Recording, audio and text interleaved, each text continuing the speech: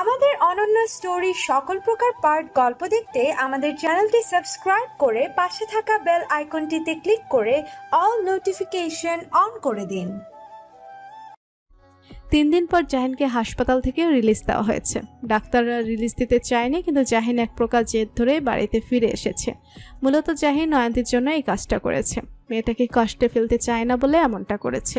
এই 3 দিন নয়ন্তী বাড়ি থেকে হাসপাতালে দৌড়াদৌড়ি করেছে ক্লান্ত শরীর নিয়ে। নয়ন্তী জাহিনকে তার শরীরের কন্ডিশন বুঝতে দিতে চায়নি, কিন্তু জাহিন তার বউয়ের অবস্থা ভালো করেই বুঝতে পারছে। আর এই সময় যে একটা মেয়ের শরীরের উপর দিয়ে কীরকম ধকল যায় সেটা সে ভালোই জানে। তাই বউয়ের রাগ উপেক্ষা করে সে বাড়ি চলে আসে। জাহিন আতশোয়া হয়ে পেটে হাত রেখে সোফায় বসে থাকা রাগান্বিত বউয়ের দিকে তাকিয়ে আছে। নয়ন্তী ভুলেও তাকাচ্ছে না তার দিকে।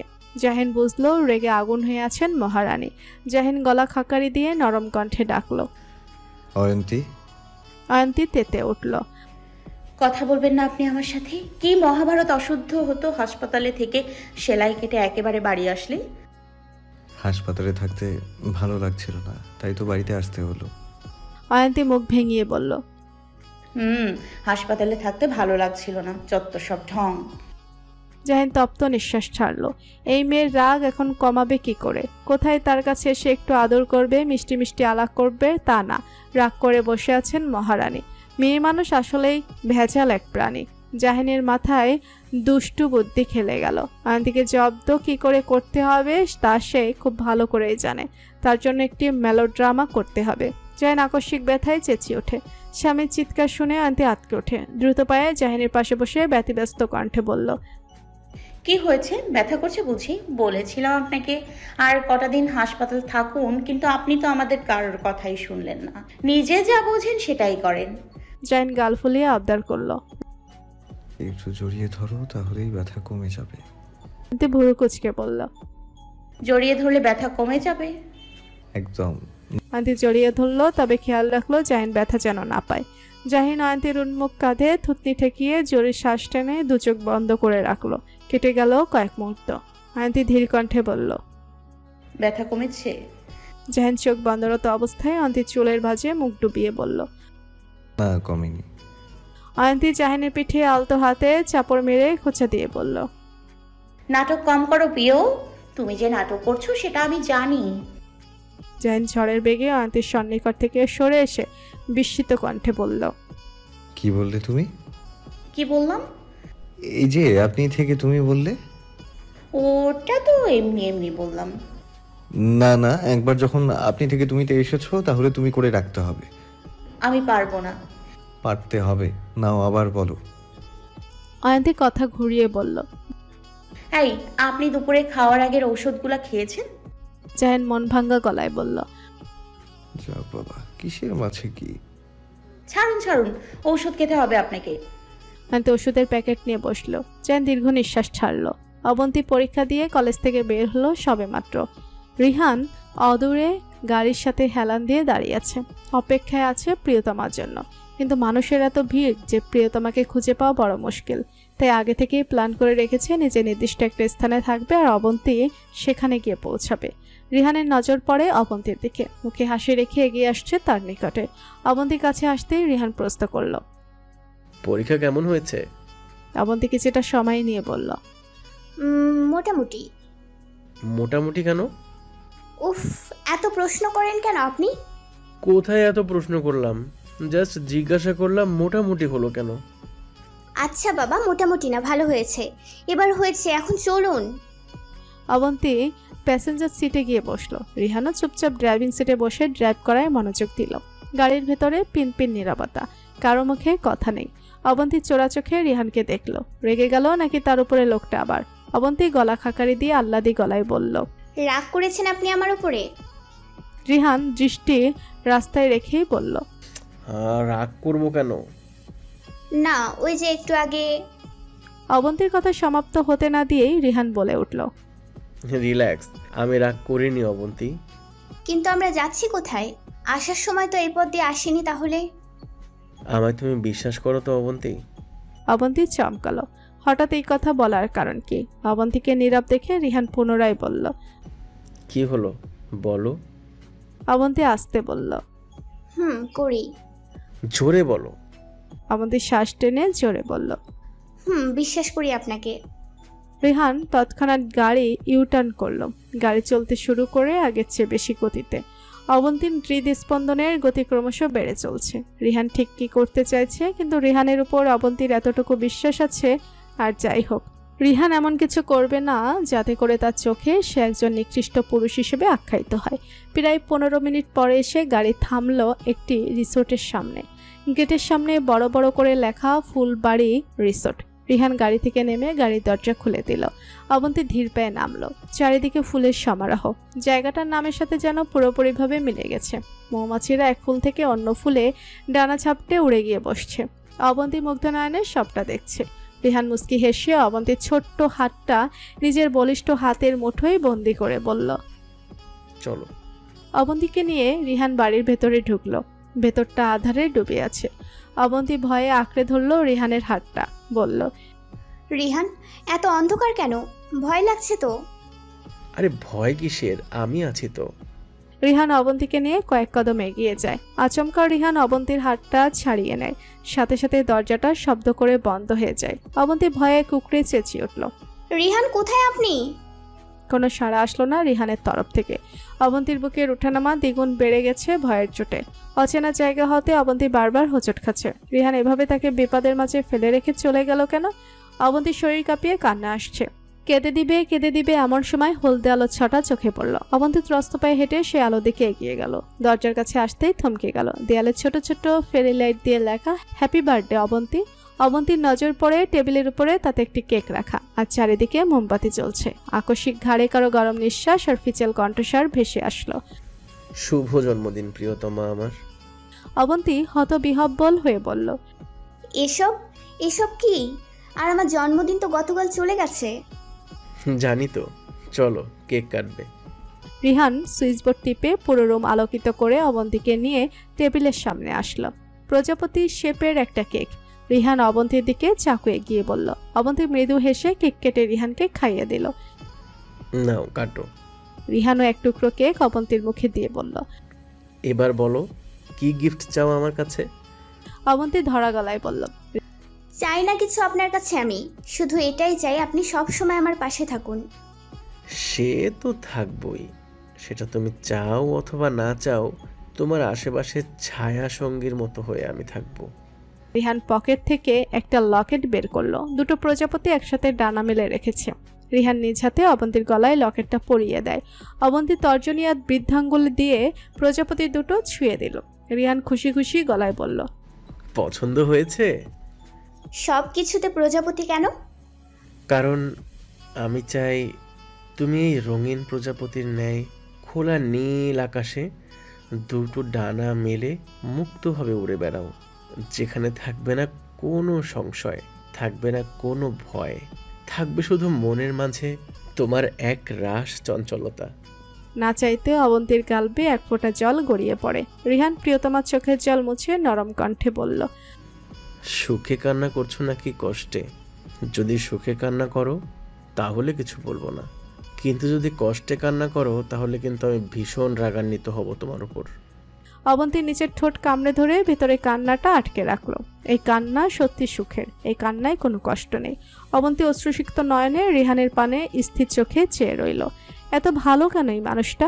সব দিক থেকে এত নিখুঁত হতে হলো কেন মানুষটাকে? একটু তো খুঁত থাকা প্রয়োজন ছিল। যে খুঁত ধরে অবন্তী ঝগড়ায় লিপ্ত হতে পারতো মানুষটার সাথে। এই নিখুঁত মানুষটাকে সত্যি ভালো না বেশে থাকা যায় না। রিহান গলা খাকারি দিয়ে ঘুরিয়ে পেঁচিয়ে মুখ অন্যদিকে ফিরিয়ে বলল, কেউ চাইলে জড়িয়ে ধরতে পারে, আমি আবার বড় দয়ালু মনের মানুষ তো, আমি কিছু মনে করব না। অবন্তী ফিক করে হেসে উঠল। রিহান যে ইনডিরেক্টলি তাকে জড়িয়ে ধরতে চাইছে তা স্বচ্ছ পানির মতো পরিষ্কার। অবন্তী নিজেই 4-5 কদম এগিয়ে রিহানকে জড়িয়ে ধরে বুকে মাথা রেখে আবেশে চোখ বন্ধ করে নেয়। রিহানও প্রশান্তিময় হেসে প্রিয়তমাকে শক্ত করে জড়িয়ে ধরে। জাহিনের রাতের খাওয়া শেষ। এবার ক্ষতস্থানটা ড্রেসিং করার পালা। জাহিন বারবার বলছে সে নিজে করে নিতে পারবে, কিন্তু অয়ন্তীর এক কথা, সে করে দিবে। জাহিন অয়ন্তীর হাত থেকে তোলার প্যাকেটটা নিয়ে বলল, আমি করে নিচ্ছি, তুমি পারবে না। অয়ন্তী চোখ ছোট ছোট করে বলল, চুপচাপ তুলার প্যাকেটটা ফিরিয়ে দেন না, না হলে কিন্তু না হলে কি? না হলে আমি আজ থেকে এই ঘরে আপনার সাথে এক বেডে থাকবো না। জাহিন অবিশ্বাস্য গলায় বলল। কোথায় থাকবে তুমি? যেখানে খুশি সেখানে। এই বাড়িতে কি আর জায়গার অভাব আছে নাকি? ব্ল্যাকমেল করছো নাকি তুমি আমাকে? ধরে নিন তাই। জাহিন হতাশার নিঃশ্বাস ছাড়ল। মানুষের মুখে আগে শুনতো বউয়ের কাছে নাকি স্বামীরা সব হাদা, আজ সেটা প্রমাণিত। জাহিন তোলার প্যাকেটটা এগিয়ে বলল। ঠিক আছে, আপনিই করে দেন ম্যাডাম। তাও এই ঘর থেকে চলে যাওয়ার দরকার নেই। আন্টি খুশি খুশি গলায় বলল। আপনার ভালোর জন্য বলছি, আমি ড্রেসিং করে দেই, কারণ জ্বালা পোড়া করলে ফু দিতে পারবো আমি। জাহিন মৃদু হাসল। আহা, কত ভালোবাসা তার জন্য। বউয়ের এত ভালোবাসা কই রাখবে সে? জায়গার অভাব পড়ে যাবে তো। জাহিন পুরো উদাম। অয়ন্তী মনোযোগ সহকারে তুলাতে ওষুধ লাগিয়ে ধীরে ধীরে জাহিনের ক্ষত স্থানটা চেপে ধরছে। জাহিন কেঁপে ওঠে। অয়ন্তী তা লক্ষ্য করে ফু দিতে দিতে সম্পূর্ণ কাজটা সম্পন্ন করল। অয়ন্তী গর্বের সহিত বলল, দেখলেন, বলেছিলেন তো পারবো না। এবার দেখেন কত সুন্দর করে ড্রেসিং করে দিলাম, নার্সদের থেকেও ভালো করে। অয়ন্তী জাহিনের দিকে তাকালো। জাহিন অনিমেষ ভঙ্গিতে চেয়ে আছে। অয়ন্তী ভ্রু নাচিয়ে বলল। কি দেখেন? জাহিন হাত বাড়িয়ে অয়ন্তীর কপালের চুলগুলা সরিয়ে ফেলল। আমার নার্স বউকে। ঠিক আছে, আর দেখতে হবে না, এবার শার্টটা পরে নিন। অয়ন্তী জাহিনকে শার্ট পরিয়ে চলে যেতে নেবে, তখনই জাহিন তার হাতে চেপে ধরে। অয়ন্তী প্রশ্নবোধক নয়নে তাকায়। কোথায় যাচ্ছ? প্লেটগুলা নিচে রেখে আসি। সকালে রাখবে। কথাটা বলে জাহিন অয়ন্তীকে জড়িয়ে ধরে শুয়ে পড়ে। অয়ন্তী শঙ্কিত গলায় বলল, ব্যথা পাবেন তো? পাবো না।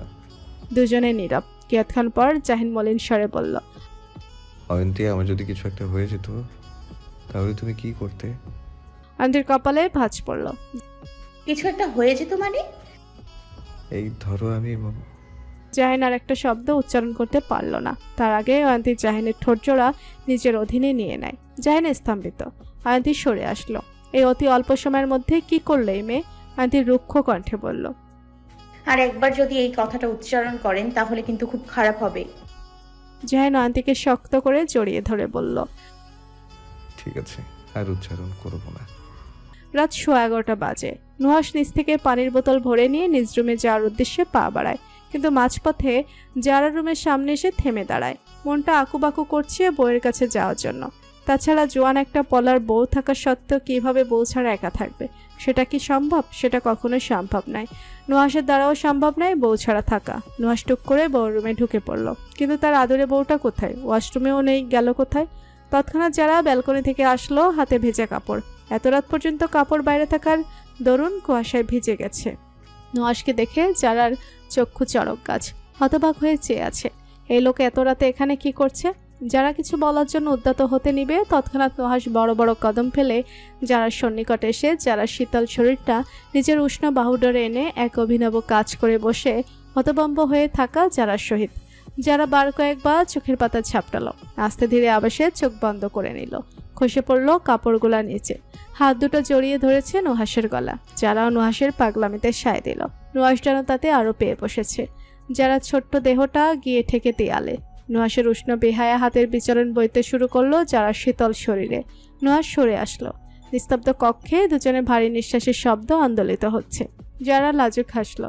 নুহাসও পক্ষান্তরে হেসে পুনরায় প্রেয়সীর ঠোঁটের দিকে এগিয়ে যেতেই যারা মুখ ঘুরিয়ে নেয়। নুহাস আহত কণ্ঠে বলল, কি হলো?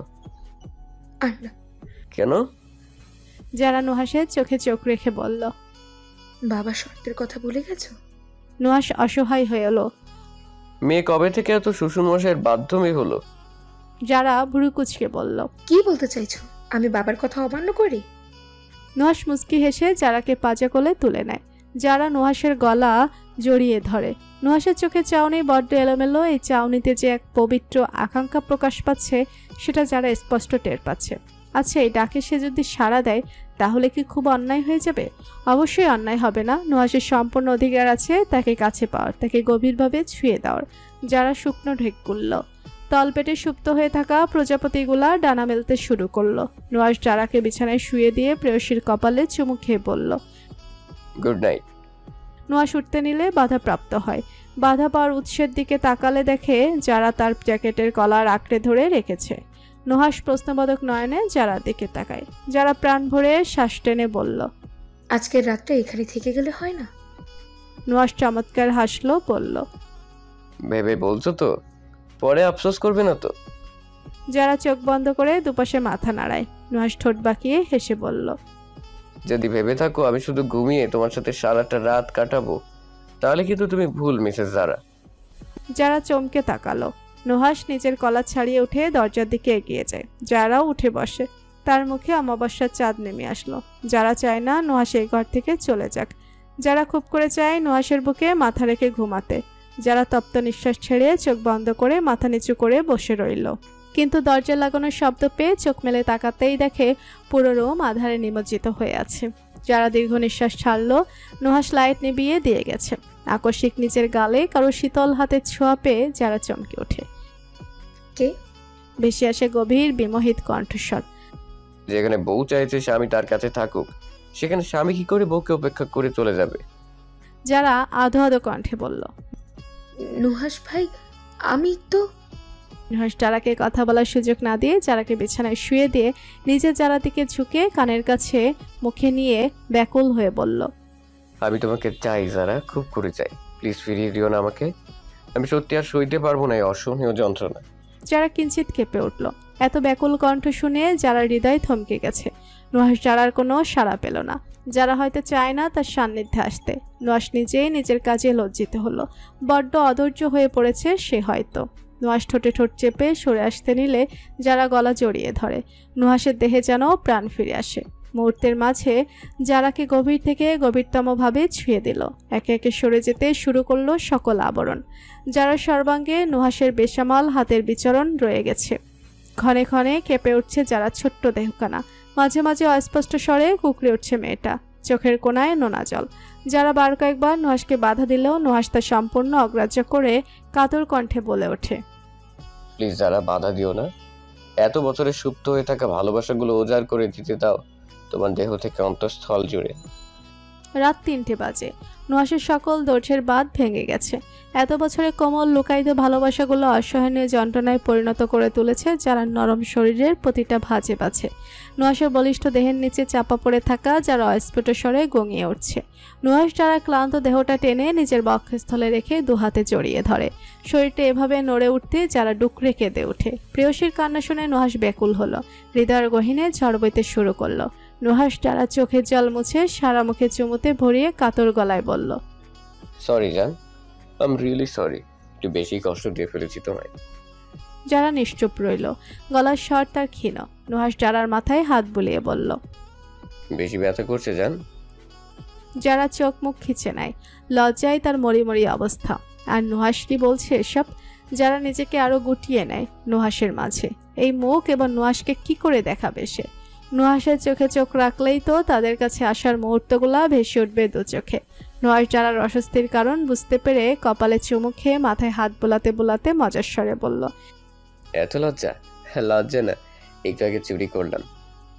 এখন কাক ডাকা ভোর, কিন্তু আজকাল আর কাকদের আনাগোনা দেখা যায় না আগের মতো। তারা যেন বিলুপ্ত হয়ে গেছে। তাদের কর্কশ ডাকটা মানুষদের বিরক্তির কারণ হয়ে আর দাঁড়ায় না। হারিয়ে গেছে এই পরিবেশ থেকে তারা। সাথে মানুষের মন থেকেও মিছে গেছে তাদের নাম।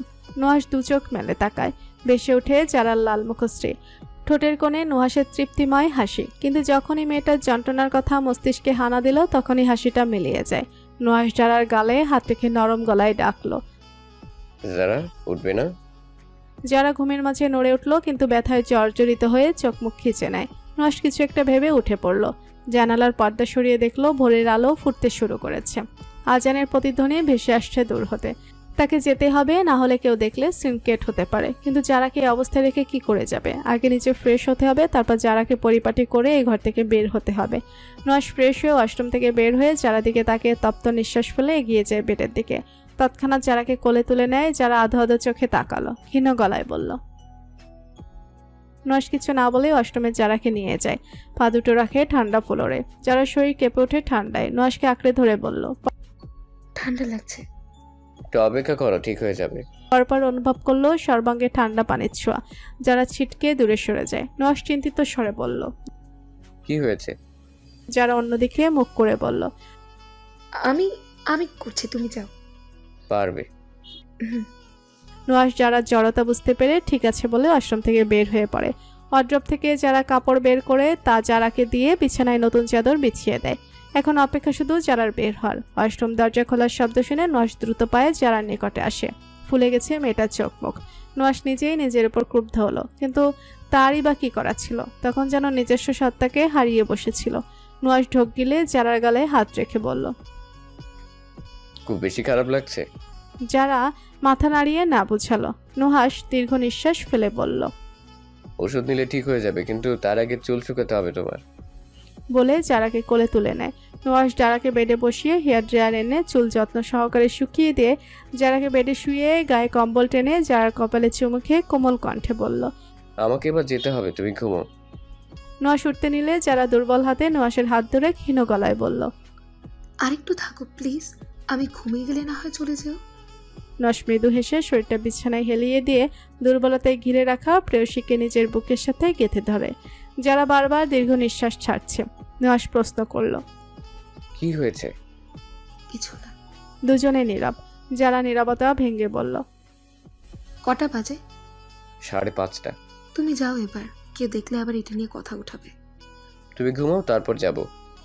না না, তুমি এক্ষুনি যাবে। কিন্তু একটু আগে তো বললে তুমি ঘুমোলে তারপর যাওয়ার জন্য, তাহলে এখন কি হলো? মত পাল্টে গেছে। ঠিক আছে, আমি না হয় এখন চলে গেলে কারোর নজরে পড়বো না, কিন্তু এই দাগগুলো কি করে কারোর নজর থেকে আড়ালে রাখবে? নুহাশ কানের নিচটা আঙ্গুল ছুঁয়ে বলল। যারা পাল্টায় জবাব দিল, আজকে রুম থেকে বেরই হব না আমি, বের হলেই মাফলার দিয়ে ঢেকে রাখবো। আকস্মিক নুহাশ যারার গলায় মুখ ডুবিয়ে দেয়। নুহাশের এখনো কাণ্ডে যারা হকচকিয়ে ওঠে। পরপর অনুভব করলো নুহাশের ছোট ছোট আদরে ভরা পরশগুলা। যারা আবেশের চোখের পাতা বন্ধ করে নেয়। ভেসে আসে নুহাশের হিমশীতল গলা। তোমাকে গভীরভাবে ছোঁয়ার অনুমতি দেওয়ার জন্য ধন্যবাদ তোমায় যারা। আমাকে এতটা বিশ্বাস করার জন্য ধন্যবাদ। আমাকে তোমার সবাঙ্গে হৃদয়ে ঠাঁই দেওয়ার জন্য ধন্যবাদ তোমায় যারা। নুহাশ মুখ তুলে। যারা নুহাশের দু চোখের পাতা চুমুখে আবেগী গলায় বলল, তোমাকেও ধন্যবাদ আমার স্বামী, আমাকে এতটা ভালোবাসার জন্য। নুহাশ তৃপ্তিময় হেসে যারাকে নিবিড়ভাবে জড়িয়ে ধরে। আজ থেকে দুটি দেহ, দুটি হৃদয় মিলেমিশে একাকার হলো। দুজনের হৃদয়ে দুজনের নাম লেখা আছে। আজ পূর্ণতা পেল। সকাল 10টা বাজতে চলল, কিন্তু যারা রুম থেকে বের হয়নি। দরজায় খিল দিয়েছে তো দিয়েছে, খোলার নাম নেই। জোহরা বেগম অনেকবার মেয়েকে ডেকে গিয়েছেন খাওয়ার জন্য, কিন্তু মেয়ের এক কথা, অবশ্য যারার পেটে খিদে না পাওয়ারই কথা। মা সারা রাত জেগে পড়াশোনা করেছে, এখন একটু ঘুমোতে দাও, আমি পরে খাবো। ও রুমের ভেতরে যা যা খাবার আছে সেটা হয়তো শেখ বাড়ির রান্নাঘরেও নেই। যারা এসব খেয়েই রুমে পড়ে রয়েছে। কিন্তু এসবে কি আর ভাতের স্বাদ পাওয়া যায়? নুহাশকে সকাল সকাল বের হতে হয়েছে। জাহিন অসুস্থ হওয়ার দরুন দলের সবটা দায়িত্ব তার উপর এখন। নুহাশ সব দিক সামলে 11টার দিকে বাড়ি ফিরে। নুহাশকে দেখে জোহরা বেগম বলে, নুহাশ, তুই কি যারার সাথে ঝগড়া করেছিস? নুহাশ ভড়কালো। হঠাৎ এই কথা বলছে কেন বড় মা? কই না তো। তাহলে এই মেয়ে ঘর থেকে বের হচ্ছে না কেন? আমি ভেবেছি তোর সাথে অভিমান করেছে, তাই হয়তো রুম থেকে বের হচ্ছে না। ও খেয়েছে? না। তোমার খাবারটা আমাকে দাও, আমি যাচ্ছি। নুহাশ যারার খাবার নিয়ে দরজার সামনে এসে যারা বলে ডাক দিতে যারা দরজা খুলে দেয়। নুহাশ এক পলক যারাকে দেখে ভিতরে ঢুকে ছিটকেনি লাগিয়ে বলল, খাবে না? যারা ঠোঁট ফুলিয়ে বলল, একজন নিজ হাতে খাইয়ে দিলেই খাবো। নুহাশ চমৎকার হাসলো। যারার হাত ধরে বিছানায় এনে বসিয়ে বলল, কে সেই জনটা? যারা উদাস হলো। নাম বলে চাকরি থাকবে না। নুহাশ যারার মুখে এক লোকমা বাদ দিয়ে কপট রেগে বলল, কার এত বড় সাহস যে আমার বউয়ের চাকরি খেয়ে ফেলবে? কিন্তু আমার বউটা কি চাকরি করে? যারা খাবার চিবোতে চিবোতে বলল, সিক্রেট বলা যাবে না। যারার খাওয়া শেষ, এবার ওষুধ খাওয়ার পালা। নুহাশ প্যান্টের পকেট থেকে দুপাতা ওষুধ বের করে একটি পাতা থেকে ওষুধ বের করে এগিয়ে দিল। যারা প্রশ্ন করল, এটা কি ওষুধ? তা তো জানি, কিন্তু কিসের ঔষধ? ব্যথার। যারা চুপচাপ খেলো। নুহাশ অন্য পাতা থেকে আরেকটি ওষুধ এগিয়ে দেয়। যারা আবারও প্রশ্ন করে, এটা কিসের ঔষধ? নুহাশ থমকালো। কি উত্তর দিবে? তার একটা ভুলের জন্য যদি মেয়েটার ভবিষ্যৎ খারাপ হয়, তাহলে সত্যি নিজেকে ক্ষমা করতে পারবে না। এ মেয়ে নিজেই বাচ্চা, আর বাচ্চার দেহে যদি আরেক বাচ্চা আসে, তাহলে বিপদের উচ্চসীমায় পৌঁছাতে সময় নেবে না। মেয়েটার সামনে বোর্ড পরীক্ষা, সে কিনা আবেগের বশবর্তী হয়ে যারা নুহাশকে চুপ মেরে যেতে দেখে বলল, কি হলো? কিছু না, ওষুধটা খেয়ে নাও। যারা চোখ ছোট ছোট করে বলল, কি ওষুধ খাওয়াতে চাইছো তুমি আমাকে? হ্যাঁ, নুহাশ অবাক হলো। আরে কি ওষুধ খাওয়াবো? এটা ভিটামিন, শরীরের শক্তি পাবে। নাও, কথা না বলে খেয়ে নাও। খাবো না। কেন? আগে তুমি খাও, তারপর আমি। নুহাশ চোখ বড় বড় করলো। কি? এতে এত চমকানোর কি আছে? তুমি বলে ভিটামিন, আর তোমারও তো শক্তির দরকার, তাই না? তাই আগে তুমি খাবে, পরে আমি। নুহাশ চোখ বন্ধ করে নেয়। এই মেয়ে কি বলছে এসব? সে কিভাবে এসব ওষুধ খাবে? একানো খেসারতে পড়লো। যারা চেঁচিয়ে উঠল, কি হলো, খাও। নুহাশ দাঁতে দাঁত চেপে ধরে। কিছু করার নেই, এই মেয়ে যা যেতেই, সে না খেলে এই ওষুধ কিছুতে খাবে না, আর হিতে বিপরীত হবে। নুহাশ শেষে বলল, হ্যাঁ, খাচ্ছি। নুহাশ চুপচাপ ওষুধ খেয়ে নিয়ে আরেকটা ওষুধ যারার দিকে এগিয়ে বলল, এবার তুমি খাও। যারাকে ওষুধ খাইয়ে দিয়ে নুহাশ যত দ্রুত সম্ভব নিজের রুমে এসে দরজা লাগিয়ে দৌড়ে ওয়াশরুমে ঢুকে জিহ্বার নিচে রাখা ওষুধটা বেসিনে ফেলে মুখে পানি দিয়ে কুলে করলো। শেষে কিনা তাকে জন্ম নিয়ন্ত্রণের ওষুধ খেতে হলো, ভাবা যায়। যদিও বা সে খায়নি, তারপর সমান তালে কুলি করেই যাচ্ছে। প্রায় 5 মিনিট পর নুহাশ ওয়াশরুম থেকে বের হয়ে ধপাস করে বিছানায় শুয়ে পড়ে। মনে মনে প্রতিজ্ঞা করে যারা সান্নিধ্যে এত সহজে আসে যাবে না। পরের বার যদি এই মেয়েকে ওষুধ খাওয়াতে গিয়ে আবার এমনটা হয়। নুহাশ চোখ বন্ধ করে নেয়। তার ঘুমানো দরকার, চোখ জ্বলছে খুব। জাহিন পাক্কা 20 দিন পর বাড়ি থেকে বের হয়েছে। সেলাই কাটা হয়েছে। সন্ধ্যা নেমেছে ধরণীতে। আপাতত ত্রিনব আর জাহিন মুখোমুখি বসে আছে। মূলত জাহিন নিজেই ত্রিনবের পার্টি অফিসে এসেছে। ত্রিনব মুখ খুলল। এখানে আসার কারণ কি? জাহিন পেপারের ঘুরানো থামিয়ে বলল, তুমি জানো, তুমি প্রথম ব্যক্তি সুস্থ হয়ে যার সাথে আমি দেখা করতে এসেছি। তা কেন দেখা করতে এসেছেন? জাহিন গলার স্বর নিচু করে বলল। ত্রিনব হকচাকালো। সারপ্রাইজ? কিসের সারপ্রাইজ? রিল্যাক্স রিল্যাক্স, এতটা অধৈর্য হলে চলে? তার আগে তো তোমাকে সমবেদনা জানানো দরকার। সমবেদনা? কিসের সমবেদনা? এই যে তুমি প্ল্যান করে আমাকে ছুরি মারলে একজন নাবালক ছেলেকে দিয়ে, অথচ দেখো আমি না মরে তোমার সামনে সশরীরে উপস্থিত। এতে কি সমবেদনা জানানোর প্রয়োজন নয় তোমাকে? ত্রিনব চমকে উঠল, কথা আটকে আসলো। কি যাতা বলছেন? আমি কেন আপনাকে মারতে যাব? জাহিন সশব্দে হাসলো, বলল, তোমার এই আটকে আসা গলার স্বরই তো বলে দিচ্ছে তুমি কি করতে চেয়েছিলে। ত্রিনব তড়াক করে উঠে চেঁচালো, আপনি আমার উপর মিথ্যা অভিযোগ আনছেন। আরে উত্তেজিত হচ্ছ কেন? Please sit. এভাবে উত্তেজিত হলে শরীর খারাপ করবে তো, বোকা ছেলে। আচ্ছা ওইসব কথা বাদ, তুমি যেহেতু উত্তেজিত হয়ে পড়েছো, তাহলে আর কথা বাড়িয়ে লাভ নেই। আমি বরং তোমাকে সারপ্রাইজটা দিয়ে দিই, কি বলো? ত্রিনব বসলো। জাহিন পকেট থেকে ফোন বের করলো। কিছুক্ষণ পরে ত্রিনবের ফোন শব্দ করে ওঠে। জাহিন চোখ ইশারা করে বলল, দেখো কি সারপ্রাইজ দিলাম তোমাকে। ত্রিনব নিজ ফোন চেক করে। কিংকর্তব্য বিমূঢ় হয়ে জাহিনের দিকে তাকালো। জাহিন ঠোঁটে হাসি রেখে বলল, কি পছন্দ হয়েছে?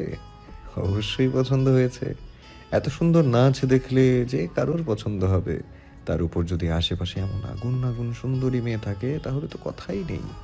এমন জীবনই তো তোমার মতো ছেলেরা চায়, তাই না?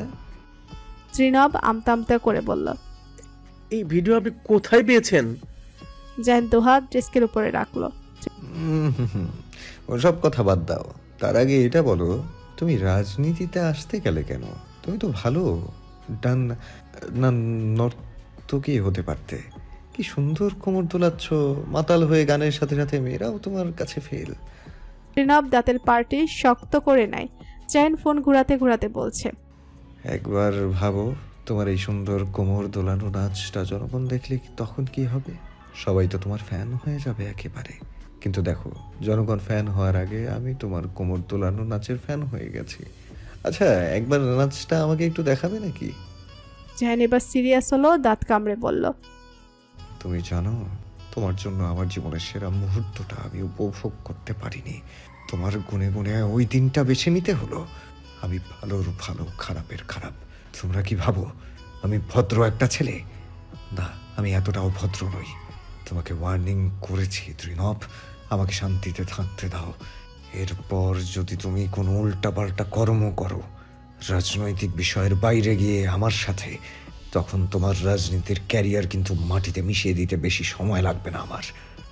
জাহিন উঠে দাঁড়ায়। তুমি যদি ভেবে থাকো কারো মাধ্যমে আবার ফোন চুরি করিয়ে নেবে, তাহলে তুমি ভুল। কারণ এই ভিডিও ক্লিপের শত শত কপি আছে আমার কাছে। তাই নিজের ভালো চাইলে শুধরে যাও, শান্তিতে থাকো, আর অন্যকেও শান্তিতে থাকতে দাও। বলেই জাহিন চলে যায়। ত্রিনব রেগে মগে ডেস্কের উপর যা ছিল সব এক ঝটকায় নিচে ফেলে দেয়। দিনের শব্দ শুনে দৌড়ে আসে। এসব দেখে উদ্বিগ্ন হলো। কি হয়েছে ভাই? ওই জাহিন শালা কি বলে গেছে? তুমি অনুমতি দাও শুধু একবার, গুলি করে ওর খুলি আমি উড়িয়ে দেবো। ত্রিনব জোরে জোরে নিঃশ্বাস নিতে নিতে বলল, না, এমন কিছুই করবি না।